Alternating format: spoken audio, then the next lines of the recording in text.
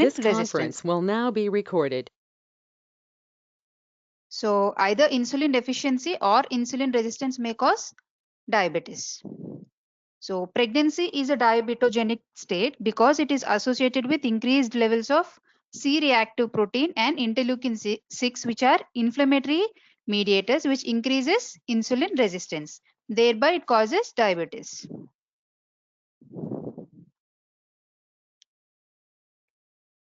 So this can be classified as gestational diabetes, that is diabetes first time recognized or diagnosed during pregnancy, or pre-gestational or overt diabetes, which is if the pregnant lady becomes pregnant with a diabetic state, then we'll call it as pre-gestational diabetes. This pre-gestational diabetes is again classified according to Priscilla White's by White's classification. If you can see from A to H, he has given classes. A1, A belongs to gestational diabetes. A1 is gestational diabetes with fasting glucose of less than 105 and 2-hour postprandial of less than 120, where with diet we can manage the patient. In class A2, it is again gestational diabetes with fasting sugars of more than 105 milligram per deciliter and 2 hours more than 120, and insulin should be started in this group of women. If you can see this, class B, depending on age of onset and duration of the diabetic period and vascular disease, if any, associated, and what type of treatment we are giving. Depending on all these 4 factors, this classification is done. In class B, over age of onset is more than 20 years of age with less than 10 years of duration of being diabetic without any vascular disease and insulin being the treatment. In class C, from age 10 to age of onset is age 10 to 19 with duration of diabetic period of 10 to 19 years without any vascular disease and treatment being insulin. And if it is class D, onset of diabetes is less than 10 years of age with more than 20 years of duration and benign retinopathy, that is non-proliferative retinopathy, where insulin is given. F goes with nephropathy. At any age of onset, any duration, if patient is coming with renal changes or renal vasculopathy or nephropathy, then we will classify as F. R is proliferative retinopathy and H is ischemic heart diseases. So this is the classification which is given by Priscilla Whites for the pregestational diabetic period. So what is gestational diabetes mellitus? Gestational diabetes mellitus by definition goes with any any degree of carbohydrate intolerance which is first recognized or first diagnosed during pregnancy, whether we have started insulin or not, or whether the diabetes persists after pregnancy. So these are the criteria given for gestational diabetes. First time recognized during pregnancy, whether the treatment goes with insulin or not, or whether the diabetes condition persists even after the pregnancy or not. So why we are more concerned about this gestational diabetes? India being an Asian country, we comes under high risk ethnic group. Therefore, prevalence of GDM, gestational diabetes in India is 16.5. And India is the diabetic capital of the world, being Hyderabad as its national capital. And Indian women are 11 times more prone to this gestational diabetes. Why it is important? Because 2 generations are actually being involved in this gestational diabetes, when mother and the newborn. Mother is having a future risk of getting a type 2 diabetes mellitus of more than 50% within 5 to 20 years. In the next 5 to 20 years, if the pregnant mother had a gestational diabetes mellitus, she will have a risk of 50% going into type 2 diabetes mellitus within 5 to 20 years. And newborn risk is obesity and type 2 diabetes mellitus, and again this one, metabolic syndrome. So what are the effects? What is the impact of maternal condition with diabetes mellitus. More chances of miscarriages or abortions, 25% risk of hypertensive disorders or preeclampsia in pregnancy, and 20% risk of polyhydramnios. Why polyhydramnios?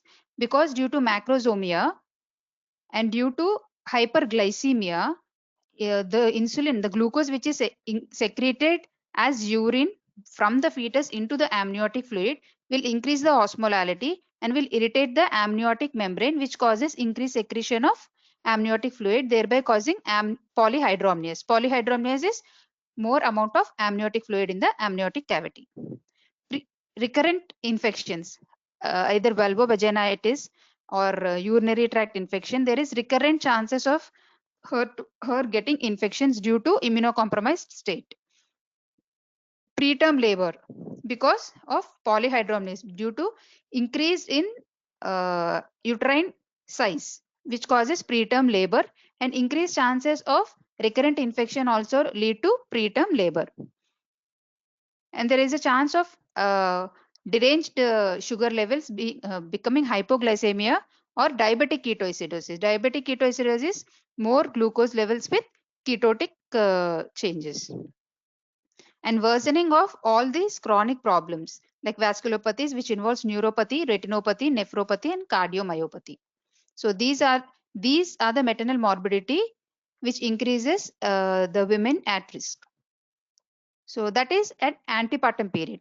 During intrapartum period, the complications are prolonged labor due to macrosomia, shoulder dystocia, again due to macrosomia, because macrosomia in diabetic women is due to hyperglycemia in women, leads to hyperinsulinemia in fetus, and insulin-like growth factor, which increases the accumulation of adipose tissue in the shoulder area.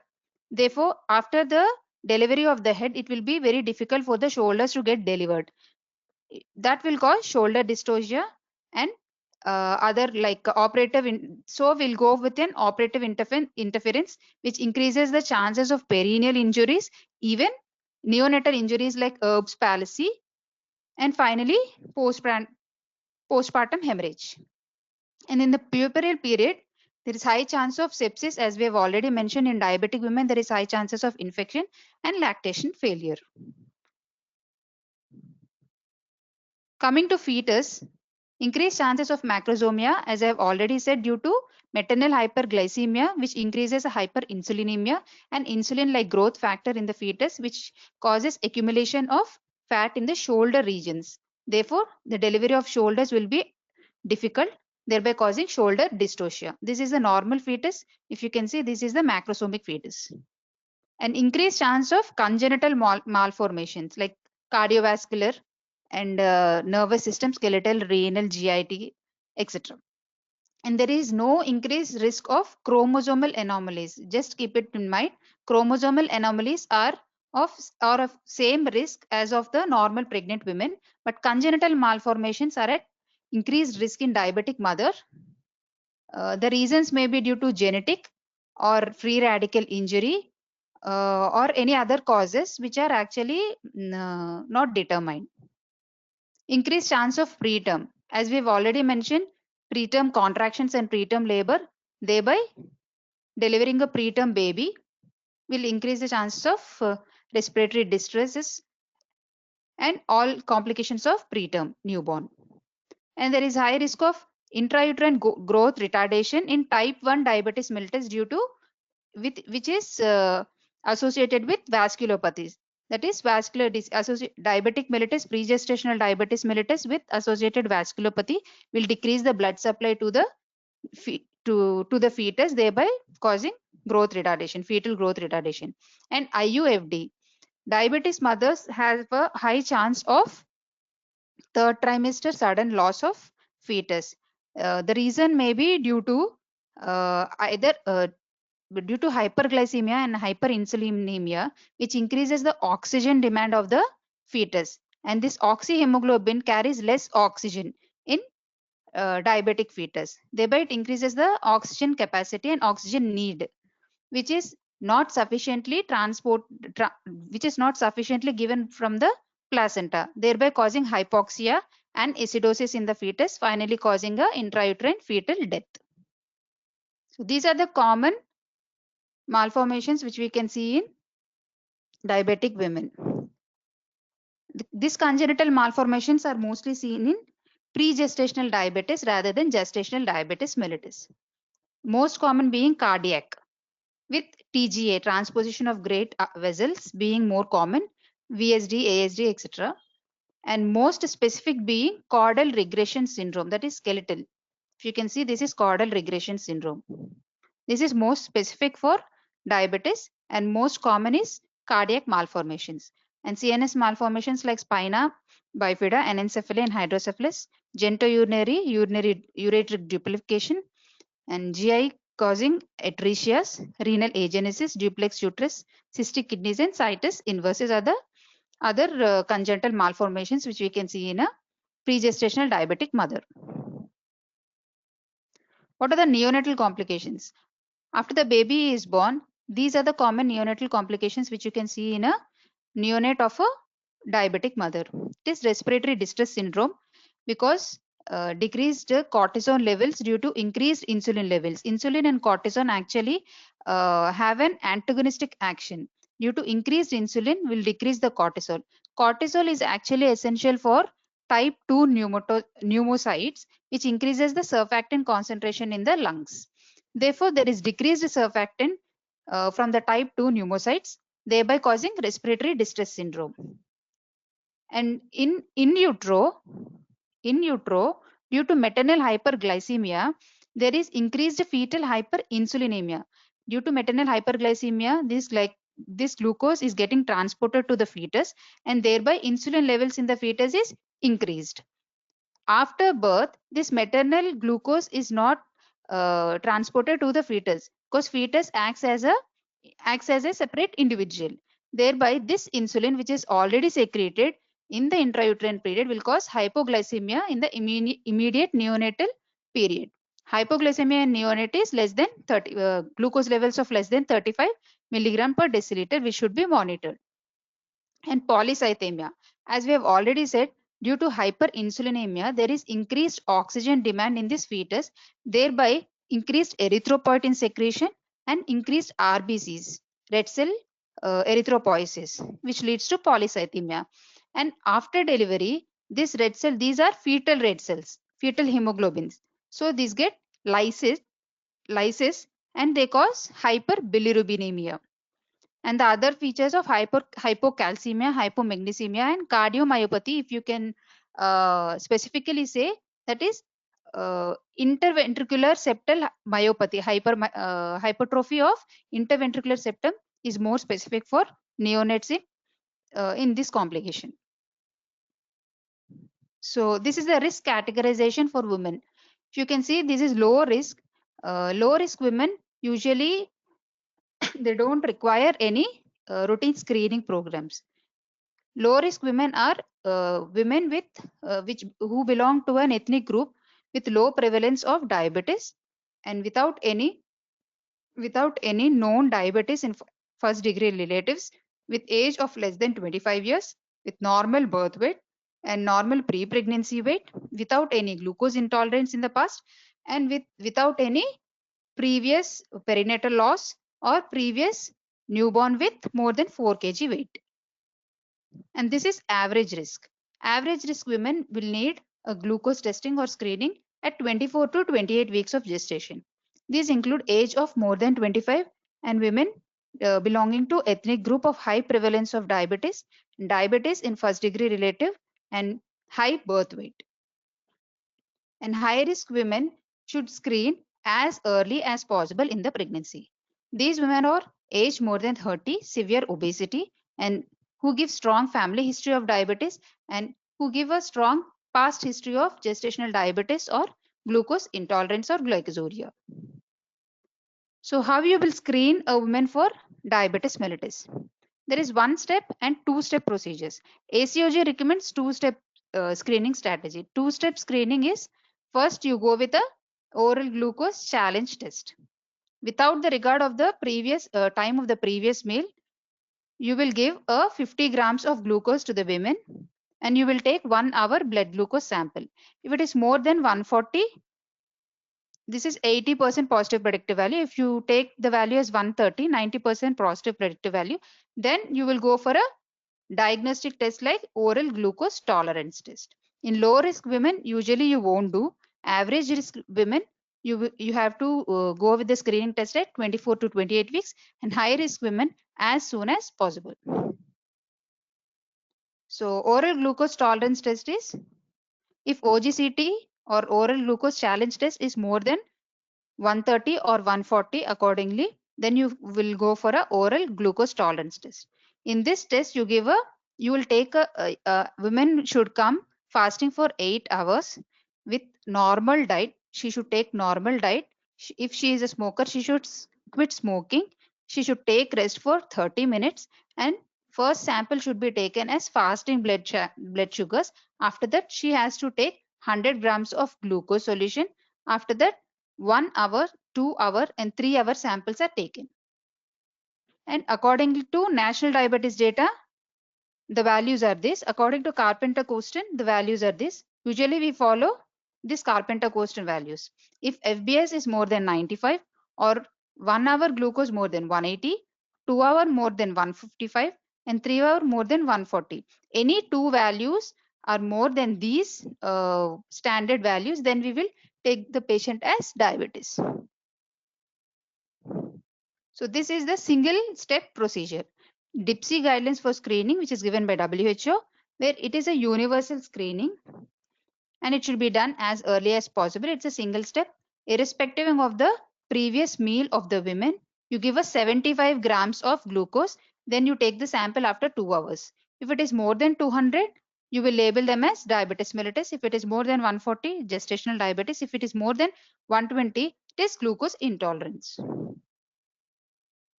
This is another guidelines which we have given by IADPSG according to the hyperglycemia and pregnancy outcome study. So according to this, first visit itself, you have to take fasting, HbA1c and random blood sugars. Any value, if it is more than these standard values, then you will categorize the woman as overt diabetic. If her FBS is 92 to 126, then you will categorize her as gestational diabetes mellitus. This is the IADPSG screening guidelines, which is done at 24 to 28 weeks of gestation. 2 hours 75 grams is taken as a 75 grams of glucose tolerance test, and the values of being fasting 92, 1 hour 180 and 2 hour is 153. If any one value is more than the standard values, then you will label the women as gestational diabetes. So after screening and after diagnosing the women as diabetes mellitus, how you will manage the case? This is a multi-team approach which involves obstetrician, diabetologist, dietitian and a pediatrician. So finally, the goal is patient's education along with antenatal care with good metabolic control, which can be achieved through diet, exercise and addition of insulin and proper fetal evaluation. Delivery should be actually managed well and should be timed well, and postpartum care and follow-up. So coming to preconceptional counseling. Preconceptional counseling is very important for pregestational diabetic mother. You have to counsel the patient regarding strict glycemic control even prior to conception. If her HbA1c is more than 10, then there is a high risk of miscarriages. If you can see, if it is less than 6, there is a normal risk as of normal women. If it is more than 10, then the risk goes up to 22 to 23%. Therefore, HbA1c should be less than 6.1 with a tight glycemic control even prior to the conception. And she should be counseled regarding the regular diet, exercise and weight loss prior to conception, because pregnancy is not the right period for weight loss. And you should advise and you should tell regarding the risks of malformations which are associated with unplanned pregnancies and uncontrolled diabetes or uncontrolled glucose or poor metabolic control of the women. And the drug should be reviewed. In a pregestational diabetic mother, usually AC inhibitors and ARBs will be given, which should be stopped because there is a high risk of growth retardation in this and renal anomalies in this if you continue these drugs. And prenatal, you have to start with the folic acid of 5 mg. And if she is a smoker, she should quit smoking. And effective contraception and family planning should be counseled with proper metabolic control. So what all preconceptional tests you will do? HbA1c, as we have already said, it should be less than 6.1. Thyroid, TSH should be less than 2.5. And if she is she's pre-gestational diabetes, and you have to assess her renal functions and the retinal assessment, because renal function by serum creatinine and protein, and retinal assessment by fundoscopy. This should be done at each and every trimester. And you should advise the patient regarding termination of pregnancy if HbA1c is more than 10%, as I've already said, because risk of congenital malformations will increase to 22%. If she is having a severe diabetic like proliferative retinopathy, then there is a high risk of retinal detachment and retinal hemorrhage chances and high chances of perinatal mortality, which should be managed even before. So you should educate the patient regarding the regarding the complications which she would face if she is not if she is not having her blood sugars under control. And you should advise and educate the patient regarding diet and exercises, self monitoring of blood glucose, self administration of insulin if we have started, and identification of and treatment of hypoglycemia. She should be you should educate the patient regarding the signs and symptoms of hypoglycemia, which should be treated immediately. So any gestational diabetic patient, first we will start her on diet management. So the goal for the diet is adequate nutrition to mother and fetus, and avoid excess weight gain and postprandial hyperglycemia, because postprandial hyperglycemia is very dangerous to the fetus. So the calorie requirement should be calculated like this. If the patient's pre-pregnancy BMI, if the patient's pre-pregnancy BMI belongs to underweight, that is less than 18, then calorie requirement is 35 kilocalorie per kg per day. So you have to calculate the total calories, and you have to distribute it like in this fact, like carbohydrates being 40 to 50%, fats 30 to 40, remaining 20 goes to proteins. And again, this should be subdivided as like this: breakfast 10%, snacks 10%, 10%, 10%, three major meals and three snacks, like lunch and dinner being 30%. So diet recommendations like 3 meals and 3 snacks, 3 major meals and 3 minor meals should be recommended. Breakfast should be taken in 2 parts with 2 hours apart, which should be rich in high fiber food. And bedtime snack with low carbohydrate diet, and complex carbohydrate should be taken, not simple carbohydrates, because they have a high glycemic index. And protein at every snack and meal should be there. And low fat food, salads and vegetables with rich fiber and grain should be given, and skimmed low fat milk should be given. So these are the foods with low glycemic index which should be advised to the patient with diabetes, and these are the food with high glycemic index which should be avoided. So finally, some dietary tips are like to avoid sugar and concentrated sweets, and to avoid confectionaries, to avoid fried foods, tea, coffee and whole milk, and to avoid high glycemic index foods, which we have already mentioned. So that is the management which we've given for which we give as a diet. Now coming to exercise, exercise are usually recommended like brisk walking, cycling and yoga, and upper trunk exercises are advised. Minimum of 30 minutes of exercise is needed every day, and 5 days per week should be taken. And during exercise, patient should doesn't go to tachycardia. Her heart rate should not exceed 140 beats per minute. And if she have any inconvenience while doing her exercises, she should stop doing the exercises. So coming to main management of insulin, if she is not, if her sugars are not controlled with diet and exercise, then you will go with an active management with insulin or oral hypoglycemic drugs. What oral hypoglycemic drugs which we use are metformin or glibenclamide or gliburide. Metformin's mechanism of action is it increases the sensitivity of insulin, which increases the glucose uptake. Glibenclamide stimulates the pancreatic beta cells to increase insulin. Already increased insulin sensitivity is increased by metformin, and gliburide will increase the secretion of insulin. Dose being 500 milligrams, OD or BD or TID you can give.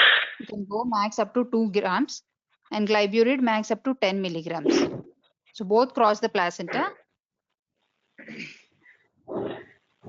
So coming to insulin, insulin being the safe treatment we can give in a pregnant woman without fetal effects.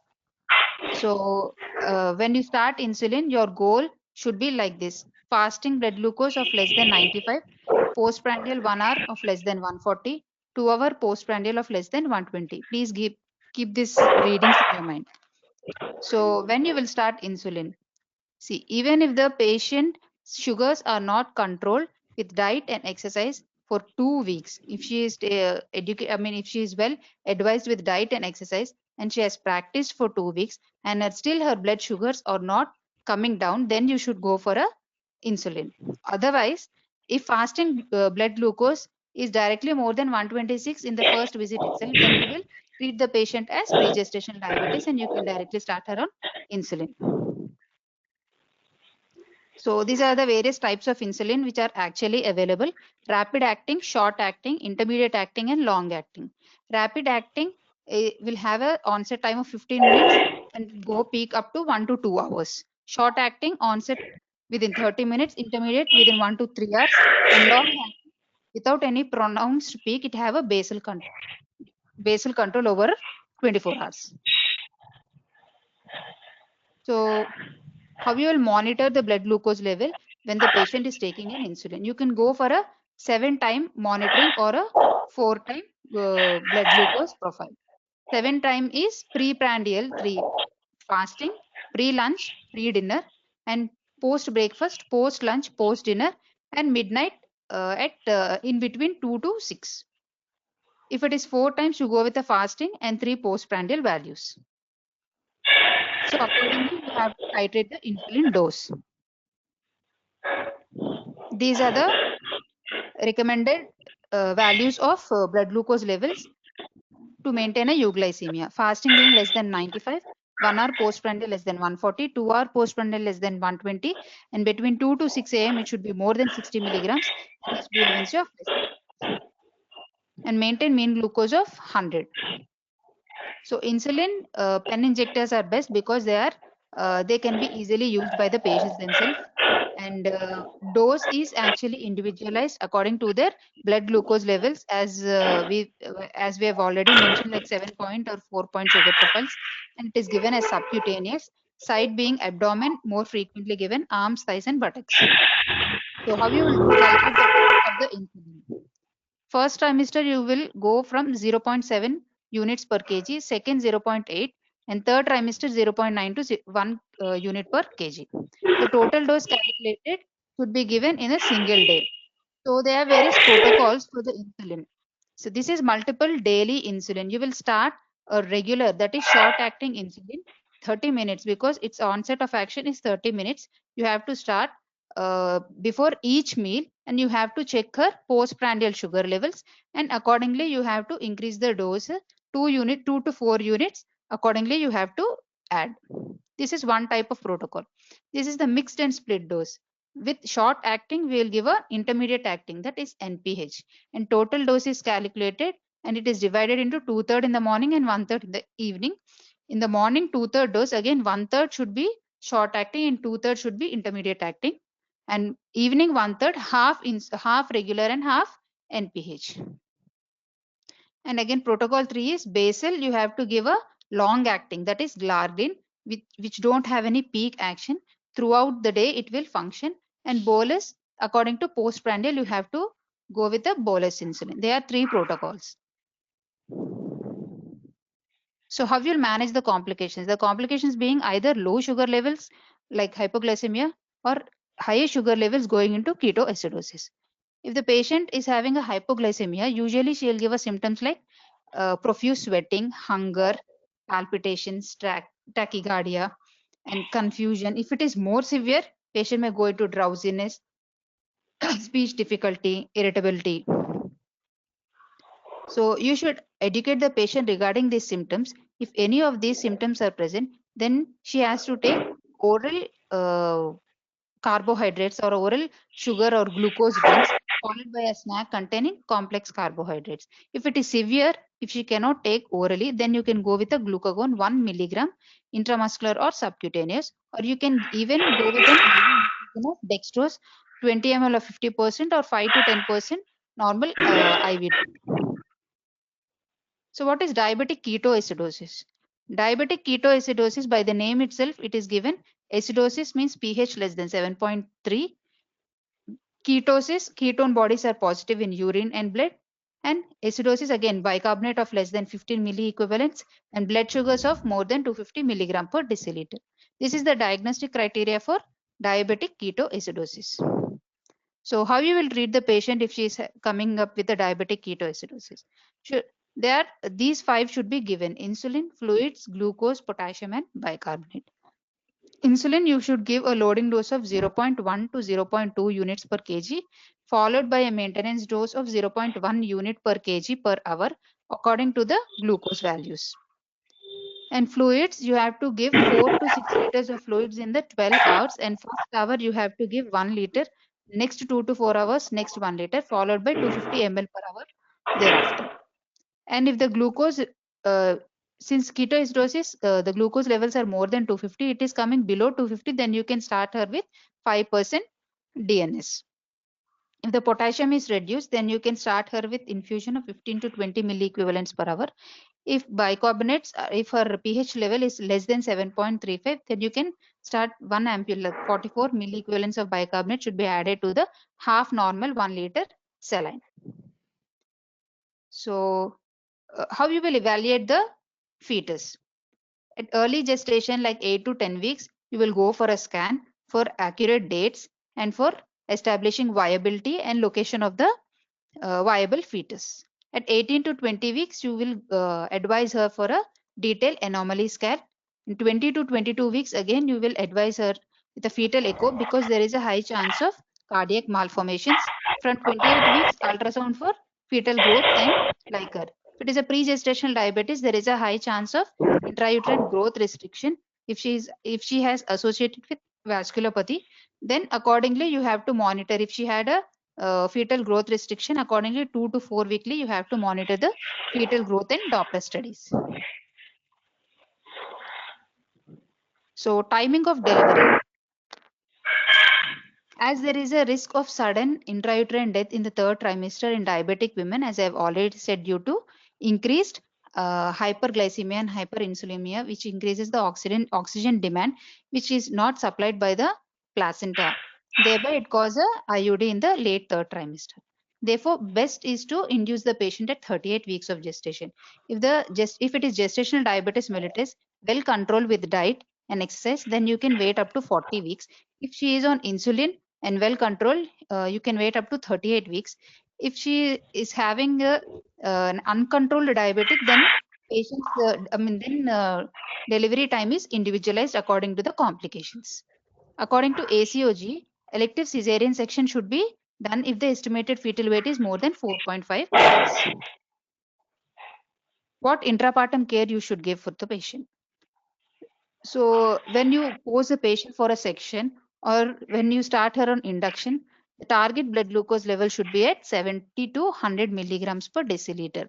So before you go for an induction or in elective cesarean section, the usual night insulin dose is given and morning insulin dose is skipped. And you will start her with IV fluids like NS, monitor her hourly blood glucose levels and send her urine for ketone bodies and give insulin according to the blood glucose levels. So this is the insulin infusion chart we will follow during intrapartum, that is during delivery period. So we will start with 50 units of insulin is added in 50 ml of NS, and accordingly hourly blood glucose is monitored. If it is less than 100, then insulin dosage is not given. If it is 100 to 140, in between 100 to 140, then 1 unit per hour. 140 to 180, 1.5 units per hour. If it is 180 to 220, 2 units per hour. If it is more than 220, 2.5 units per hour. The dose should be titrated like this. You can give in another way like bolus insulin. Without adding the insulin in the IV fluid, you will start her with IV fluids of 100 ml per hour and you will check her blood glucose hourly. If it is 60 to 90, then you will add her, you will start her on 5% DNS because she might go into hypoglycemia because we'll keep the patient fasting. If her blood glucose levels come up to 90 to 120, then you can give normal saline or RL without any insulin. If it is 120 to 140, give her 4 units of regular insulin. 140 to 180, 6 units. If it's more than 180, go with 8 units of insulin. So finally, what postpartum care you will give? So how you will adjust her insulin dose after delivery. If she is a gestational diabetes mellitus, then insulin dose is not required. Usually the sugar levels or glucose levels will become normal after delivery. If she is a pre-gestational diabetes, continue with the insulin which she has taken in the pre-pregnancy period. So breastfeeding is safe even if she is taking OHA. And contraception, you should advise contraceptive methods like IUCD and barriers. And follow her up with full diet and fasting blood sugar levels. And repeat her oral glucose tolerance test after 6 to 12 weeks. So after 3 days, you will go with the fasting blood sugars. If it is normal, then you can go with the 6 weeks, 75 grams GTT, 1 year postpartum 75 grams GTT, and annually you will follow up the patient with FBS because she is having a higher risk of going to type 2 diabetes mellitus, chances being 50% within 5 to 20 years. So this is the classification given by American Diabetic Association in non-pregnant women. In between interpregnancy period, when you are monitoring, the fasting is less than 100 and 2 hour is less than 140 and HbA1c less than 5.7. These are normal values and women is euglycemic. And if it is 100 to 125, 140 to 199 and 5.7 to 6.4, then there is impaired glucose tolerance. Then you will advise the patient regarding diet. And these are diabetes mellitus values. If fasting of more than 126, 2 hour more than 200 and HbA1c of more than 6.5, then you should actively treat her with oral hypoglycemic drugs or insulin. This is the future risk which we have already discussed. The GDM recurrence chance is 50% and the mother getting a future type 2 diabetes in near 5 to 10 years is 50%. To the baby, childhood obesity, glucose tolerance and increased risk of type 2 DM and metabolic syndrome. So finally, to conclude, a short-term intensive care gives a long-term payoff or in the primary prevention of obesity, insulin glucose, sorry, impaired glucose tolerance, diabetes in the offspring. Thank you. If you have any doubts, you can ask.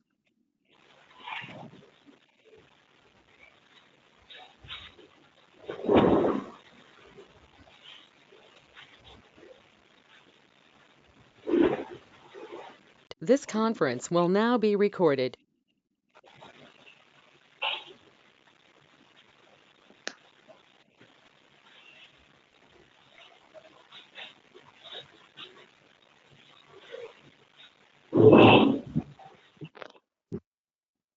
So we'll leave the meeting and we'll join again at 2 o'clock.